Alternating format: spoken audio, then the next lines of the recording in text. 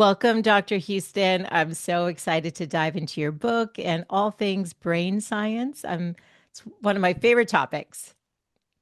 I love neuroscience. I felt so lucky in graduate school. I was in a cognitive psychology program and I took a neuroscience seminar my first year in graduate school. And I was like, what am I doing? This is what I need to be doing. I couldn't switch to a neuroscience program, but I could take as many neuroscience classes as they would let me. And I just absolutely loved it.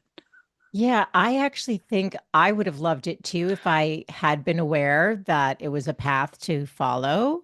But I didn't. And so so now I can use the podcast to speak out with people who have spent their lives dedicated to studying brain science. And so how long does it take to get your PhD in neuroscience? It would depend on the program. I think if you're getting a master's and a PhD, probably minimum 5 years, but it depends on if you're doing research with animals, it's going to take longer because usually you're needing to do surgeries. And thankfully, I've only worked with humans. And yeah, so anywhere from probably 5 to 7 years is probably typical in neuroscience for master's and PhD. Okay. And you studied whether multitasking worked. Was that sort of where you wanted to start? And I'm just curious, like, can you choose whatever aspects of the brain you're interested in? You do have a lot of choice. It depends on, the program you're in because you want to, when you get into a PhD program, you're trying to align your interests with one of the professors. If you're at Stanford, it seems like you could study possibly anything, but there has to be a professor that actually studies what you want to study. And so, because you want an expert guiding you, right? So you need someone in that department. So, you can pick your program based on that, based on I want to study this, where's the best person in the country studying that? Or you can just pick the program you want to be in and then find someone. That's what I did. I picked a really high quality program. And then once I got there, I looked for someone who I thought I'd work well with. And I got lucky. It was really fascinating. We didn't even call it multitasking then. It was called task switching, which is actually a more accurate name because when we might think we're doing two things at once, but really what we're doing is we're switch, back and forth, back and forth, back and forth. And what do we know about that? Why don't you tell my audience from what I read? We're so bad at it. In fact, I Yeah. could I can do a quick demonstration. Would you mind if I do a quick Yeah, demonstration? of Okay, so this is course. this is a fun test of multitasking for all of you who think but no, Therese, you don't know I'm good at multitasking. So here's a little test of how good you are at multitasking. So what I'd like you to do out loud, Michelle, as fast as you can, count from 1 to 10. Go. 1, 2, 3, 4, 5, 6, 7, 8, 9, 10. Fast. Zoom. Right. Great. All right. Now I want you to say the alphabet out loud as fast as you can from the letter A to the letter J. Go. A, B, C, D, E, F, G, H, I, J, K. Oh, I went past it. Yes. I know. Yes. Everybody does. J. Yeah. Yeah. You get on a roll, you just Yeah. keep I'm like, going. I can keep going. Yeah. Fabulous. So what you were just doing is single tasking. You did just numbers, you did just letters. Okay, now we're going to multitask. What I want you to do is I want you to alternate. I want you to say a number, then a letter. So that would be like 1A, go as fast as you can. So it's like 1A, 2B, 3C, 4D, E. Oh my God, 5E, 6F.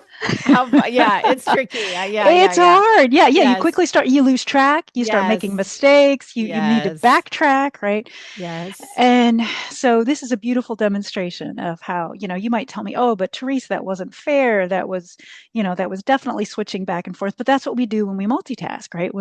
We are maybe trying to get an email written, but we're doing it in the kitchen, and our spouse or one of our kids, somebody's chatting away at us. So we're going back and forth between paying attention to the email, paying attention to the person who's talking to us, and trying to make reasonable, supportive responses, right? And we're multitasking, but really what we're doing is we're task switching, and there's a huge cost. Research shows errors go up by almost 50%. Mm.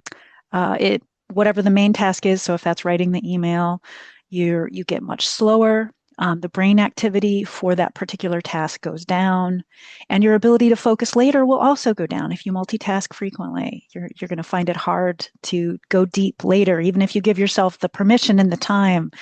You're going to have trouble focusing. So it's bad on all counts. So my motto right now is single task, single task, single task.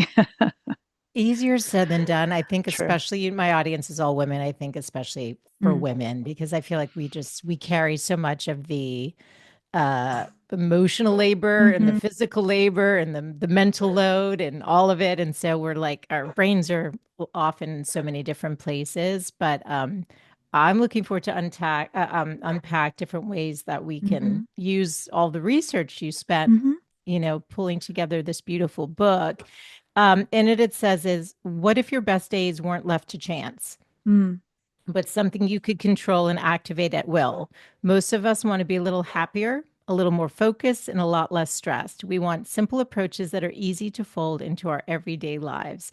In your book, it says you'll discover dozens of evidence backed strategies to help you unlock your potential and enhance your performance, whether at work, school, home, or in relationship. And for the purposes of my audience, there were a few sections in the book that really called out to me that I think the women will love to learn. And I do love because even in your book, in the introduction, you write, we've got this nagging feeling that something's missing, that our truest potential hasn't been unlocked. So, to the Mm. degree that we can connect that dot today and give some Hmm. tools as to how to do it, that's a big part. And at the Mm. heart of this show is Mm. inviting women off the sidelines into the starring role of her Yes. life and allowing her to fulfill some of the things that are just for her.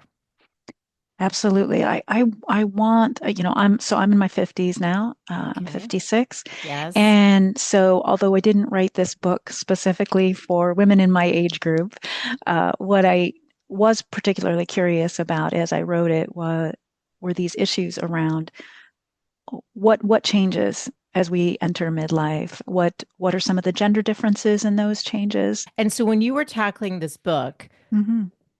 I read what the description was, but tell us from you, like what was sort of the heart and mission for you with like was it part curiosity or what was sort of the through line for you? Yeah, so I did my graduate work in the 90s, and I even at that time I really wanted to make neuroscience useful to everyday people, not just to patients, because it was useful to patients pretty early on, but it wasn't useful to everyday people.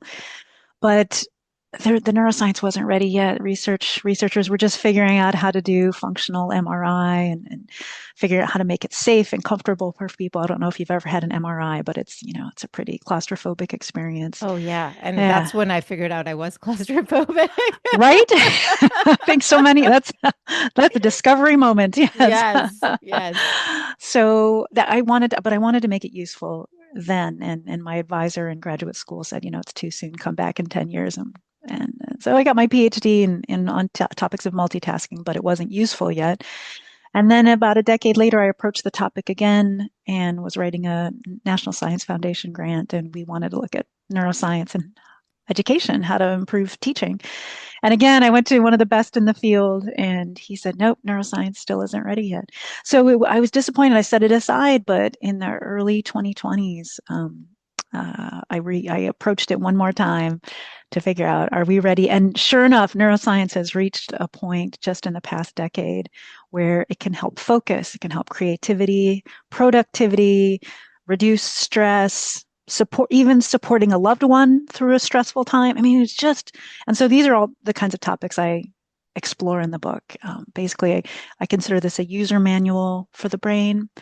What don't you know about the brain that if you knew about it, you could use your brain more effectively? And it's especially important for those of us who are finding that we're not, we know what it feels like to feel really sharp, and yet we don't feel as sharp as we'd like to every day. And Yes. and we'd like to dial it up at a moment's notice. When we when the pressure's on and you need to perform, you want to be at your best, and this book will give you the tools to do that. It totally does. And it was so fun to read. And like I said, I love learning about this stuff. So I found that really interesting. Let's do some myth busting. I think it said a third of the people, one out of three people think that we only use 10% of our brain.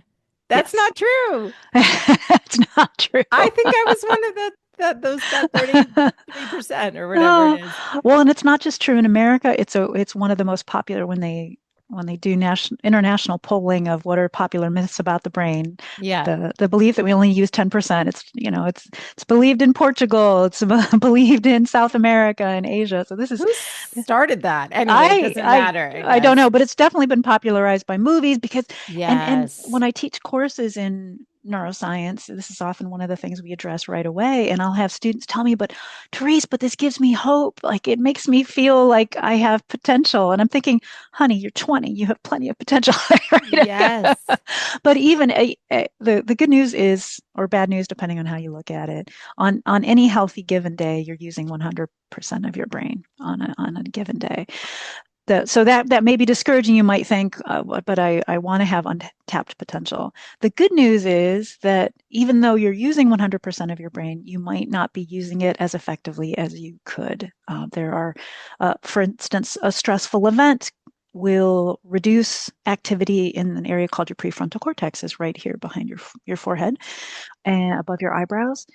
And stress and that reduction in activity in the prefrontal cortex reduces your ability to make hard decisions. It reduces creativity. It reduces your ability to inhibit your impulses. So for instance, if you're having a day where you're working really hard and you get a knock on your door and someone interrupts you and you just go from 0 to 60 with irritation, just like that, that's a sign your prefrontal cortex is exhausted. If you don't Oh, normally get irritated easily, that's a sign your prefrontal cortex can't inhibit. You might feel irritated anytime, but if you can't inhibit it, it's a sign that you've overtaxed your prefrontal cortex. And there are ways to avoid that so that you can stay your calm self that you tried to be at work, at home, wherever it might be. it actually makes sense that we use our entire brain. The fact that Mm, we have this full brain and the idea yes. that we would somehow only use 10% doesn't really, from a common sense perspective, even doesn't Right. really add up, right? No, and you also, there is an intuition that you probably have. You knew at some level you'd use 100% of your brain. So just imagine you're sitting with your mom at a nice restaurant and it looks like your mom is having a stroke, right? You would not say, "Mom, just go ahead, finish your pizza.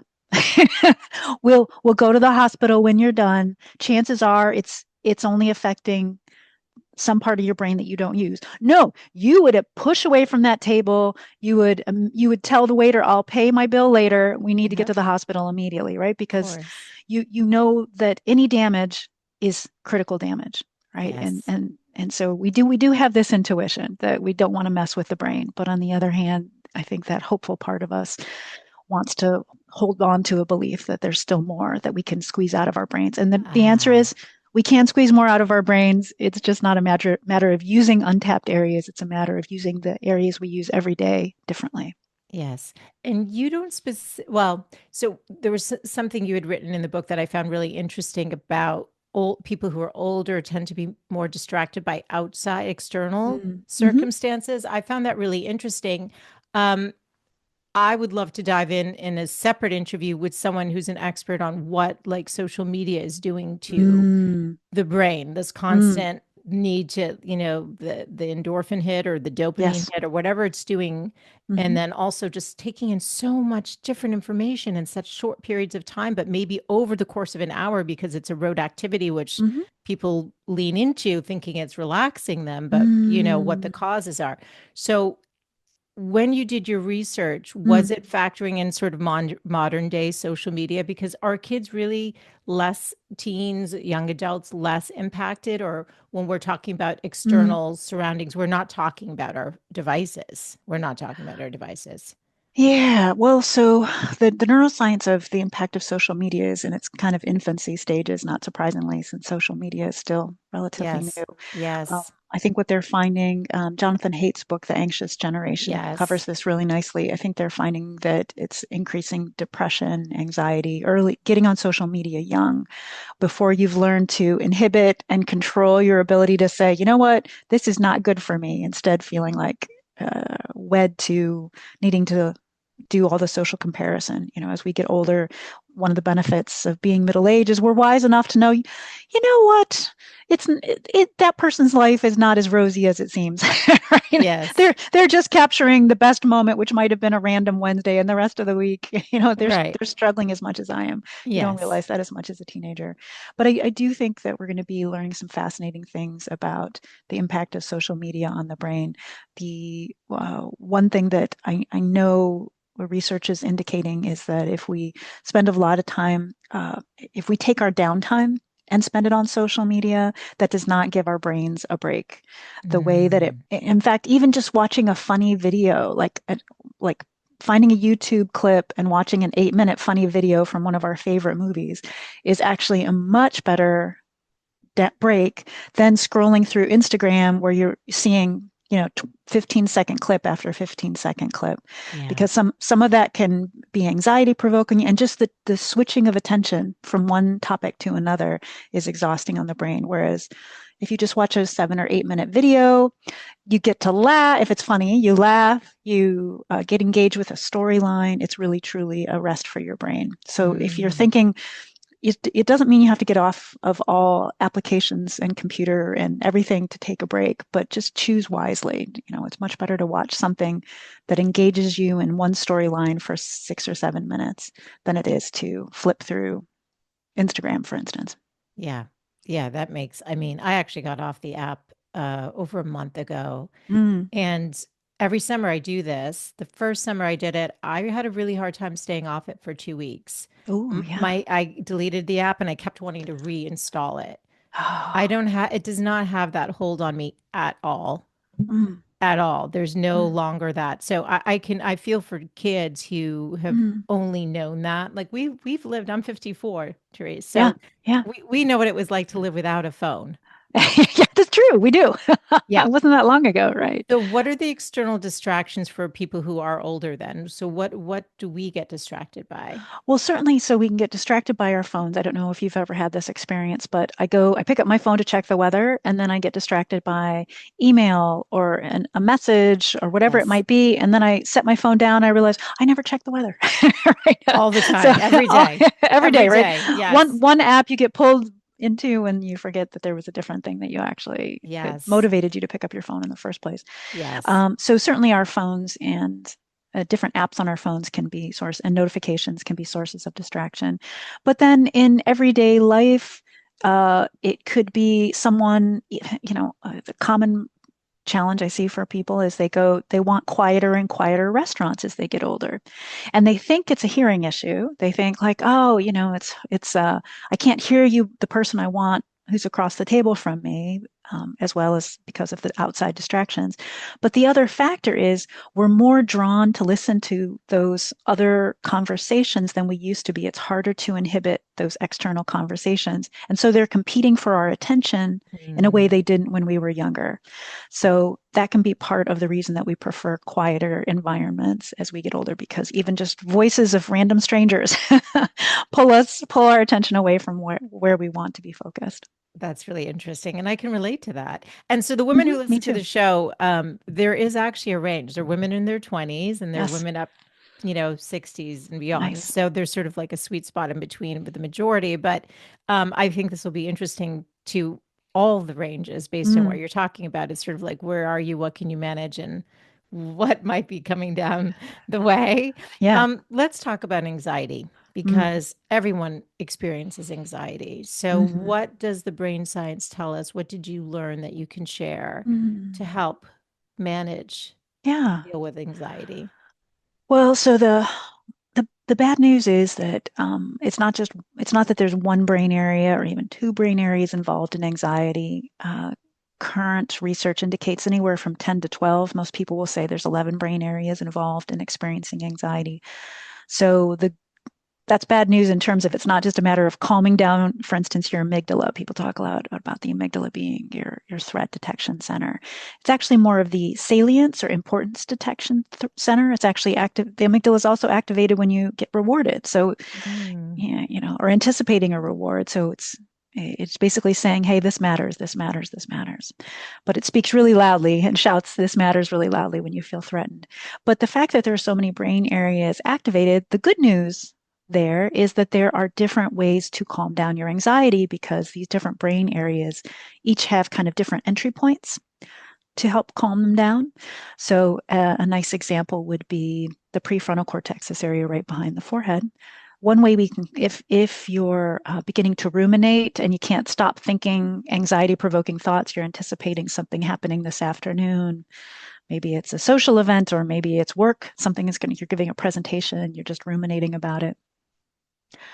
That kind of anxiety can be calmed down in the prefrontal cortex by what's called cognitive reframing. So, saying, I'm going to think about this differently. So my favorite, and this one's well tested in the lab, is to say, I'm not anxious, I'm excited. Mm.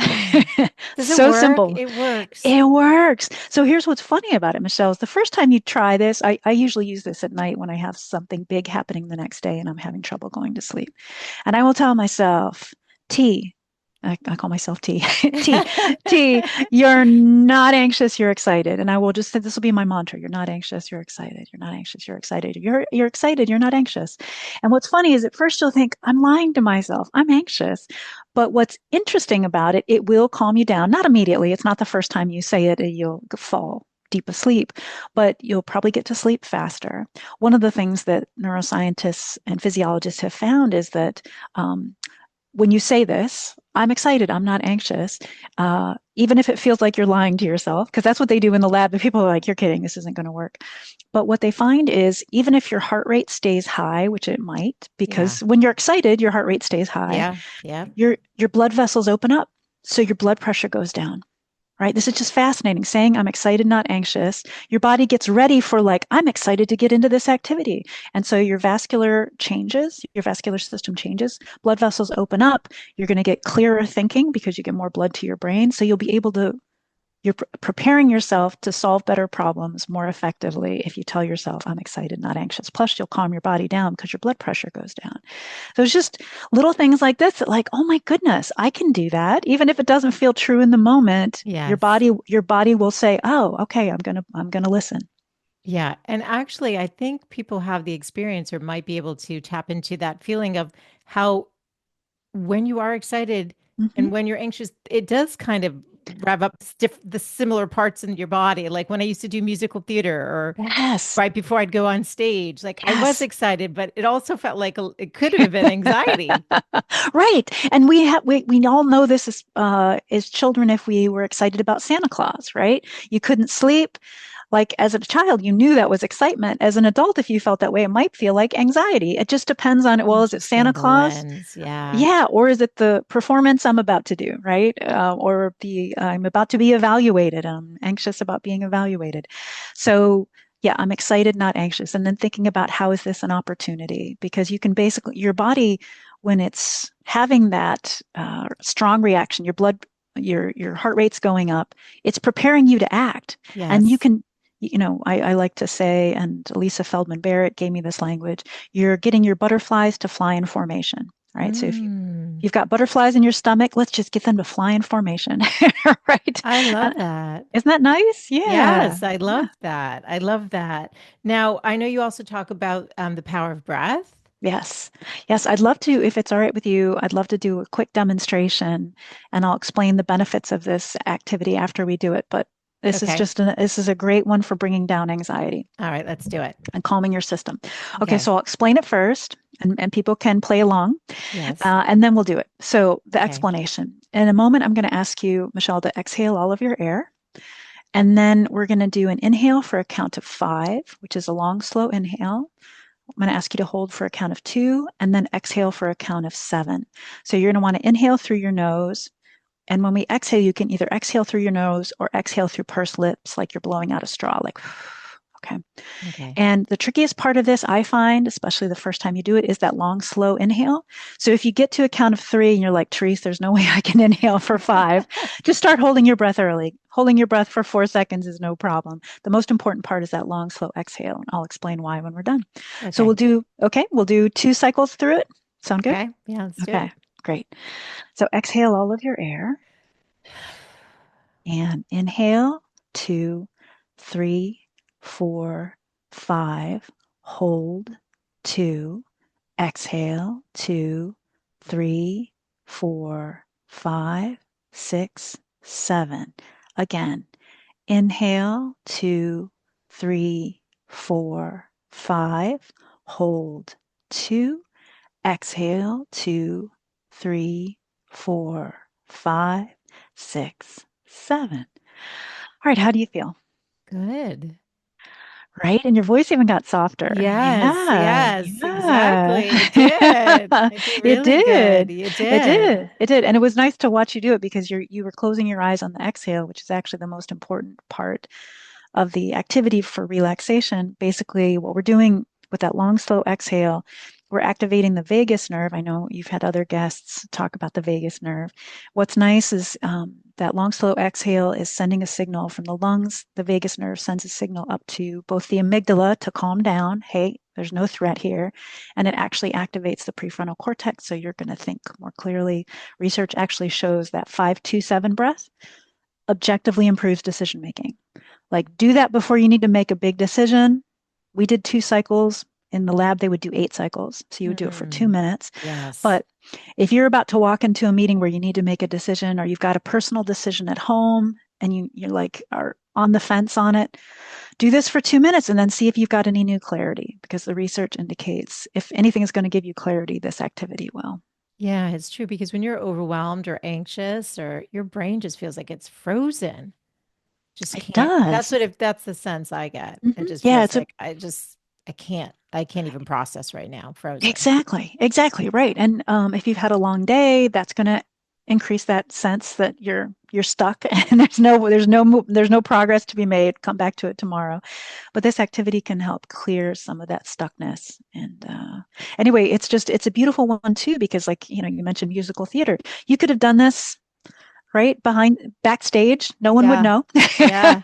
Right, Yeah. there are other activities that you do, like so self-affection, so giving yourself a hug, so giving your like grabbing the tops of your shoulders or putting a hand on your heart. Yeah, Yeah. Yes. doing that for 30 seconds will bring down cortisol levels. So either Mm. either either way, the squeeze on the upper shoulders, whatever makes you feel good.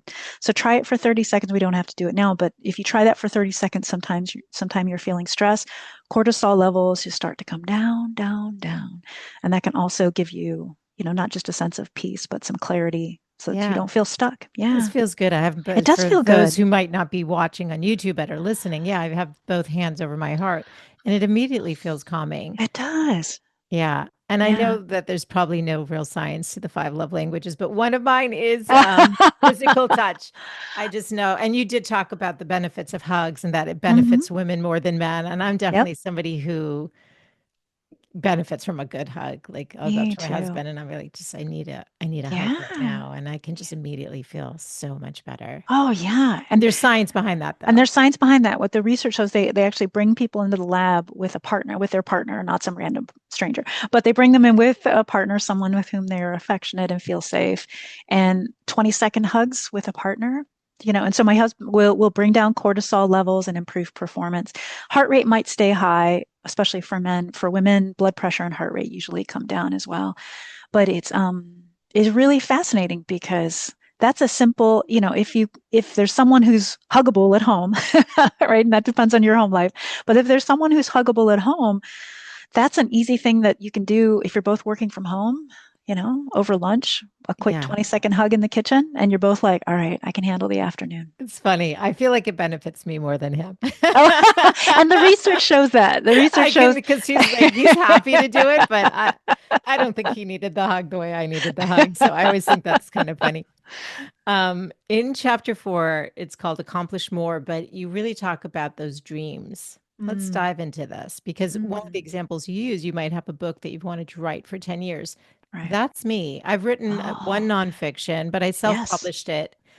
I feel like I could easily write another nonfiction, like I have Mhm. ideas, but the one that's calling my heart that has is a fiction book. Ooh, yeah. I've written about, I don't know, 75 pages now or something, Yeah. but it's like, first draft, but I don't make the time.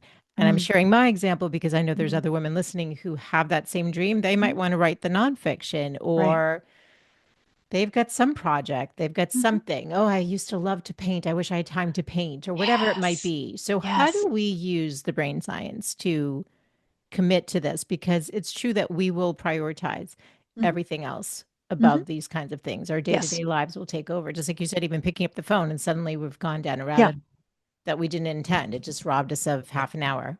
absolutely. Yeah. So what I find really helpful in the neuroscience here is that uh, doing using your imagination and envisioning things works, but you've got to imagine and envision the right thing. So, uh, so many of us have been lured into the idea of vision boards, of picturing if it's a matter of I need to lose weight, I'm going to picture myself in the jeans I haven't worn X number of years. Or if it's the book that I want to write, I'm going to picture myself seeing it on Amazon. I'm going to picture the day that I turn it into my publisher, whatever you might be thinking, well, this is going to get me motivated. And it does make you feel better to imagine those delicious end states and the reaping all those rewards. It does make you feel better in the moment. But what researchers find is if you picture that end state, uh, you actually will get less done in the week ahead, which is just fascinating. It does it Okay. it kills Huzzah. it kills immediate motivation. In part, they think because you already have all the feel good feelings that you want to feel later, so why do the work, right? Because you're there. And the brain activities associated with reward will actually get activated, so you don't, it's immediate reward rather than delayed gratification. Okay. So so how do we get the work done? And this is what's fascinating. What you want to picture is the process. And so this, in the case of writing a book, let's say, that might mean, okay, I'm going to take a minute in my morning to picture all the steps. I'm going to picture sitting down at my computer. I'm going to picture opening up my laptop. I'm going to picture turning on the light on my desk. I'm going to picture getting out my notes from yesterday and rereading where I left off. And I'm going to picture typing, and I'm going to picture going to get a cup of tea, but coming right back to my computer to keep working, right? So you're picturing all this as well, all the way down, all the way to like, okay, and I've written 4 pages and I'm picturing saving it, and I'm picturing closing my laptop and going for a walk or whatever it might be. So you're picturing the process from beginning to end. And what they find is this activates 5 times more brain areas than picturing the satisfying goal at the end. And most importantly, it activates an area called the right dorsolateral prefrontal cortex. It's a mouthful. But the important part is this is like, in those movies where they have the devil and the angel on your shoulder. Your right dorsolateral prefrontal cortex is like the angel on your shoulder. It's getting you to be conscientious and do the thing that you feel torn about doing. So that in the case of writing your book, chances are you're like, oh, but there's so many other things I need to do today. The book, oh, I can work on it tomorrow. Instead, if you picture that process, you've got the little angel on your shoulder saying, but Michele, you need to work on it today. Give yourself that gift. Do it today, do it today, do it today, and you're more likely to do it. In terms of movement, you discuss the benefits of exercise, Mhm. specifically dance, in Dance. order to learn more and learn faster. And also mindful meditation was a part of this too. Mhm. But I had read about that a while ago. But I wonder, so tell us more about how dance helps with memory, because I do think I like to dance. Yeah, me too. My husband doesn't like to dance. But does it require the partner? Like, just tell us more about the dancing. Yeah, so this is fascinating. So there's a basic finding in neuroscience that what's good for the heart is typically good for the brain. Okay. So physical activity, especially physical aerobic activity, which is really good for the heart, is going to increase blood flow to the brain. It activates a release of something called brain-derived neurotropic factor. Anyway, so if you like to run, if you like to do spin classes, just stay active. Aerobic activity is really good for the brain. Okay. But what they find, and this is true internationally, this isn't just, in the United States where people like to do a particular kind of dance. They found this in South America with the tango. They've found this in Europe with the waltz, whatever kind of dance you like to do. They find that dance has even greater benefits than other forms of aerobic activity, particularly for people over 60, that it improves memory and it actually leads to more neurons being added to the hippocampus, which is a brain region where we tend to lose neurons as we age. And it's rare to find things that can add new neurons, but dance and aerobic activity is one of them. Aerobic activity in general, but dance especially. And the reason they think dance is so effective is it's kind of a trifecta. So you've got the aerobic movement, right? You're getting your heart pumping and you're using your muscles, and that's going to lead to growing neurons. But also the other two parts of that trifecta, there's a memory component because you need to memorize the steps, right? If you take a spin class or you run, you're not memorizing. I mean, unless you're listening to a podcast, you might be learning things, but you're not memorizing steps. Right. And the third part is the social component. You bump into people, or you, right, at least if I'm dancing, I'm bumping into people. You have a partner potentially, unless you're maybe line dancing. But for so many kinds of dance, there's a social component to it. And that having all three of those activated at the same time seems to be like a bubble bath for the brain. It's really good. It's going to improve memory. Now, one dance class won't do it, right? So it's not, and that's true for even a single run won't do it. A single spin class won't do it. You need to be doing this regularly. But what the researchers find is you get a significant growth of the hippocampus with 6 months of dance classes. So it's people ask me, what do you want to do in your retirement, Therese? And I'm going to take dance classes. You are going to. And I'm will going your to. husband do it with you? He said yes. He's so cute. He's actually already started researching this. I'm not close to retirement, but he's already started researching this because he's like, well, let's start now. Yes, do Right? it. I Yeah, think we it should. sounds fun. You totally should. I wonder, and this is just me sort of just, I don't know what feels like it might be a piece of it. There's Mm. the touch, which we've talked a little bit about. There's the Yes. touch. Hmm. And then is there something about engaging, like you're moving your right hand and right leg and left leg? There's like a Yes. The coordination coordination. of, your whole Yes. body. I don't know, Yes. the touch, the physical touch, and then their actual like movement Hmm. of you're engaging both sides. Like, Yes, definitely. And so the touch would reduce stress, and yes, it might also enhance memory. But it's really interesting about the coordination because other researchers, thinking about what I've seen in other research studies, they have found that things that require you to be mindful and yes, require coordination, especially they've yes, done this research with kids. So yes. they'll recommend for kids who are having trouble getting focused to like alternate like basketball. I bounce it with my right hand, I bounce it with my left hand. And so that Interesting. requires spatial coordination and it improves focus. So it's interesting and it seems to coordinate brain activity in a way that allows kids then to focus not just in that moment, but then they go back to do their homework and they'll be more focused. Yeah, So this idea of the coordination between the left and the right or between the hands and the feet, that might be a big part of it. I love your insight. See, maybe. you're a neuroscientist after all. Like I said, I love reading and learning about the brain because I think it's fascinating.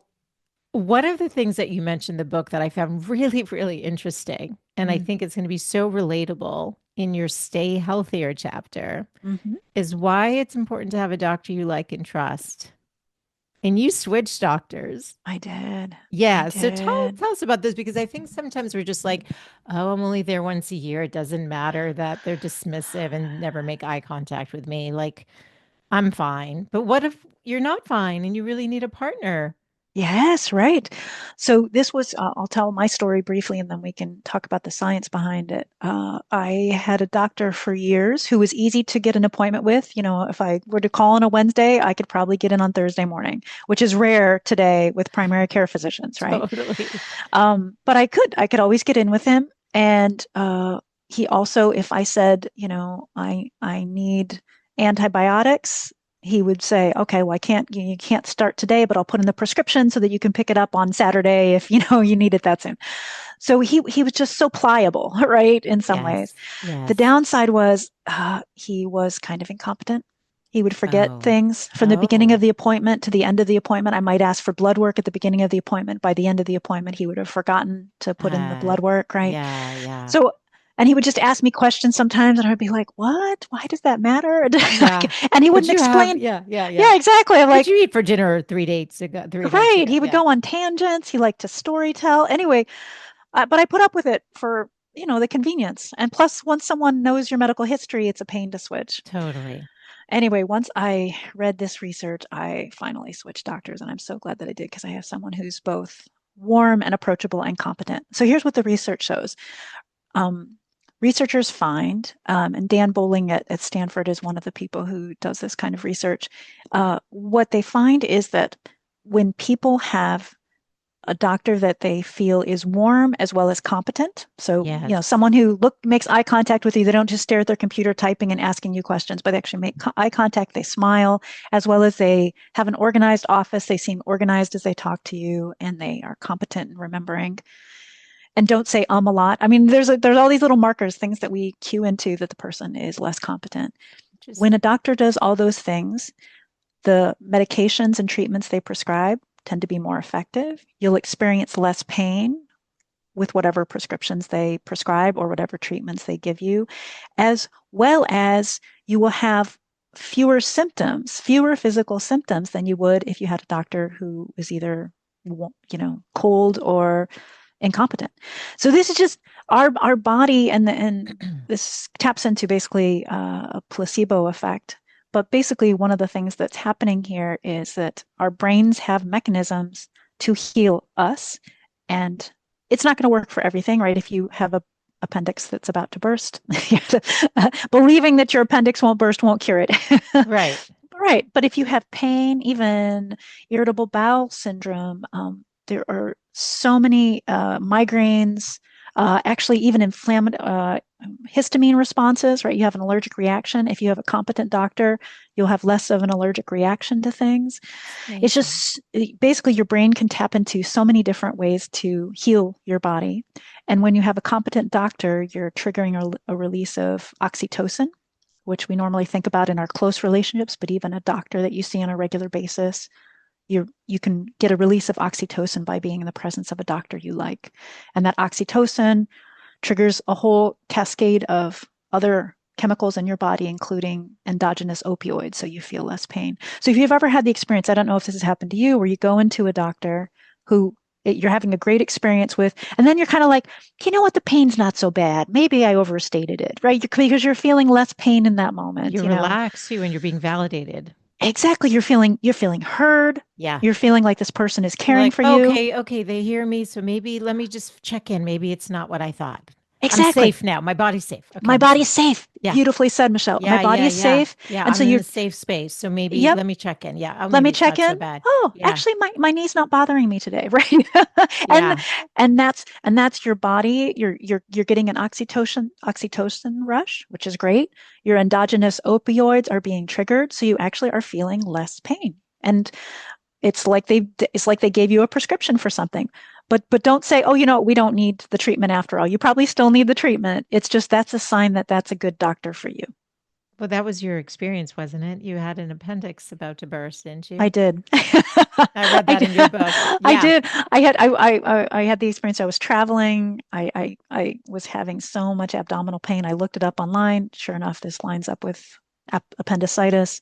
So I went to the local ER, which was a hospital I didn't know. And I had such a competent doctor. As I'm sitting there, I'm like, you know what? I overstated this. This is probably fine. And thank goodness she was like, you know what? Let's do a scan. Let's just be sure. You're here. Yeah. You're here. You came you've been sitting in the waiting room for an hour. Let's just make sure. And sure enough, my appendix was about to burst. So she did emergency surgery. So thank goodness. But on the one hand, I'm really glad that I had such a caring doctor in an ER, which isn't always the case. Mhm. Yay for that. But also, I'm glad that she saw Was through that competent. and it was competent enough to be like, let's be belts and suspenders, certain that this is what this is.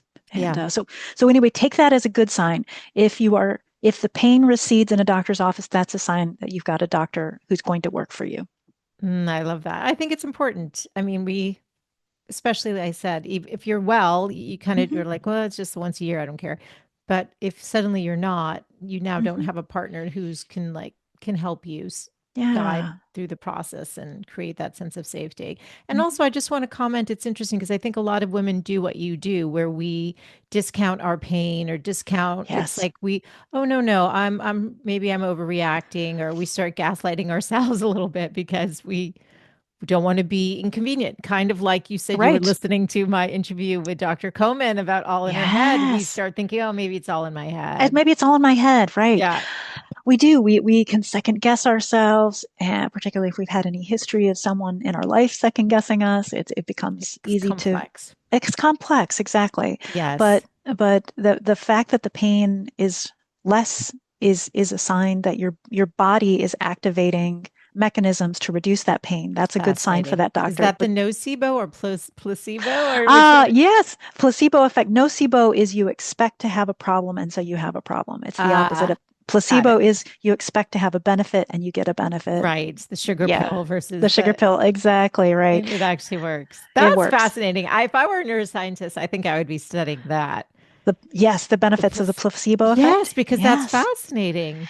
It is. It is. I find it fascinating because I used to think, I don't know about you, but I used to think if someone said it was a placebo effect, I thought that meant, oh, it's all in your head. It's not a real problem. Ah, What the placebo effect means is you could have a very real problem in your body, and basically your body has the mechanisms to address it so that your body is able to reduce that chronic pain or reduce inflammation. It's able to reduce your histamine response. It can't solve everything as far as we can tell, right? It's not going right, to of cure course. cancer, No, no. um, but it can resolve a lot of problems. I mean, they even find for autism that social interactions can there can be a placebo effect so that people with autism have more positive social interactions. So Beautiful. it's amazing the diversity of struggles that people have that can be addressed simply by believing that you're getting a benefit. And there's so much about our brain that we just don't know, isn't there? I mean, it's just right. That's what makes it Right. exciting and fascinating.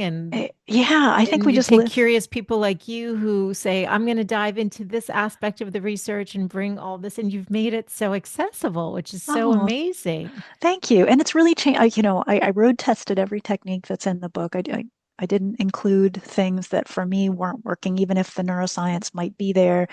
And that might seem like a silly standard, but I wanted to be able to stand behind everything. I wanted to be Mm. able to say, here's what the science says, and here's from a personal standpoint. Here's how it helped me. Yeah. Well, what are two or three things you're incorporating that maybe we'll copy too?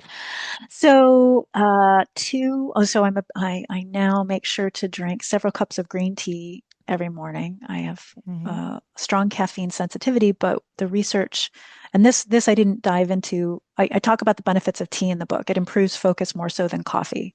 Tell So us if what that there was L something. What was the L-theanine, yes, yeah, L-theanine? It's the good memory. L-theanine. Yeah. Yes, yeah. So caffeine will improve your focus, and we can find that in Red Bull and coffee and lots of things. But L-theanine is present only in tea, and L-theanine is an amino acid that basically improves your ability to focus and shut out distractions. So especially if you're feeling like this is a day when I really need focus, maybe have more tea than coffee that morning, and you And can actually black find it. tea do it too? It does though, Yeah. right? Oh, But black green tea tea does. just Yes. Yeah. Black yes. tea and green tea. For me, I like milk in my black tea Me and too. milk. Now Milk. I do. After coming back from London, I just Oh, it yes, tasted so good that I'm it like, does. I don't normally do it, but now I can't not do it. Yes. Well, so the tricky part is that It reduces it. milk reduces the I L-theanine. read that. I was Yes, right. bummed. Yeah. I know. So that's one of the reasons I It's enjoy okay. I'll green go back tea. to my black tea. It's You're okay. right. And Yeah. and there are good green teas out there. So that's one. I now drink more green tea, and it also reduces your risk of strokes and dementia. So that's green tea has additional benefits. So green tea is one. And then the other that's, I've now changed my daily practice. I used to be an intermittent meditator. I might meditate once or twice a week if I had the time. I now meditate every day because meditation is one of the ways, I talked about you lose neurons in your hippocampus. You also lose connections in your prefrontal cortex as you age. You lose about 5% of the connections in your prefrontal cortex every decade after Mm, age 40. So okay. that brain region is shrinking basically after age 40. Yeah. But meditation is one of the practices as well as dance. Dance and meditation are things that will basically picture a tree with very few branches. That's what will happen as you age if you don't take these protective steps. If you do things like meditate, take dance classes, you're basically adding more branches to the tree, and that just is going to allow you to stay sharp. Okay. And I do know you work out. So how much what do you do? What's your workout? Um, So I run and I lift, and I every that also day?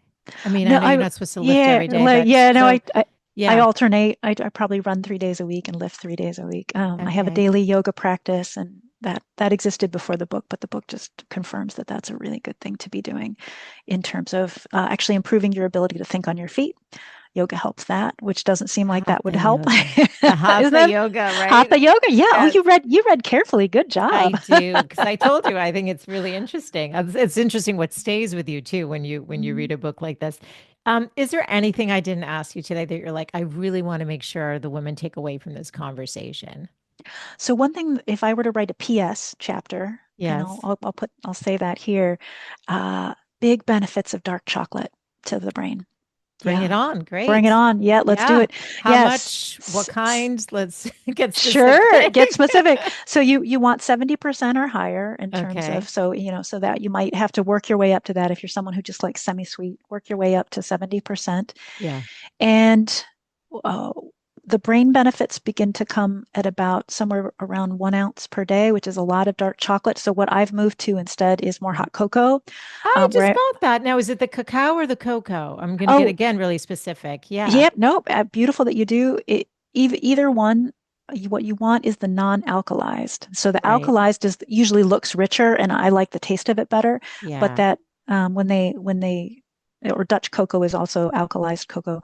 That process reduces some of the The health benefits. benefits for your Yeah. brain. Yeah. So, and it's especially helpful for women at midlife. It improves concentration. It improves memory.